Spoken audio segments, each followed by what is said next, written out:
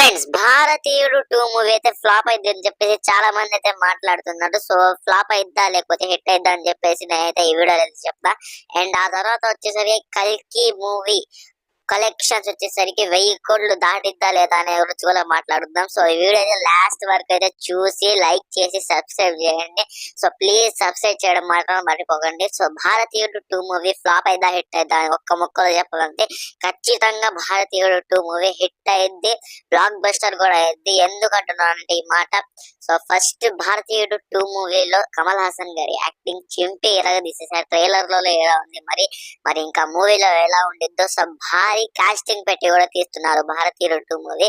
So casting చూసుకుంటే మన సిద్ధార్థ్ ఉన్నారు, మన రకుల్ ప్రీత్ సింగ్ ఉంది, మన కమల్ హాసన్ గారు ఉన్నారు, the most anticipated director Shankar గారు కూడా ఉన్నారు. సో ఈ విజువల్స్ చూసుకుంటే విజువల్స్ అయితే అమేజింగ్ ట్రైలర్ లో. సో మరి మూవీలో కూడా ఇట్లానే ఉంటే విజువల్స్ అయితే ఖచ్చితంగా బ్లాక్ బస్టర్ అయింది.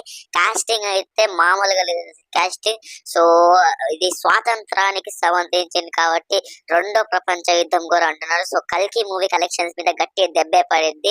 సో రెండో ప్రపంచ యుద్ధం అనే మాట ఏదో హైలైట్ గా ఉంది.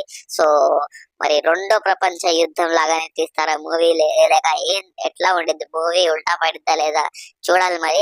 సో మూవీ మీరే ఎలా అనుకుంటారో కింద ఖచ్చితంగా అయితే కామెంట్ అయితే చేయండి.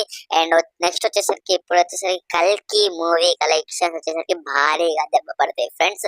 ఇప్పటికే డే 1 చూసుకుంటే 191 crores అని ఫేక్ పోస్టర్స్ అయితే వేసుకున్నారు వైజయంతి మూవీ.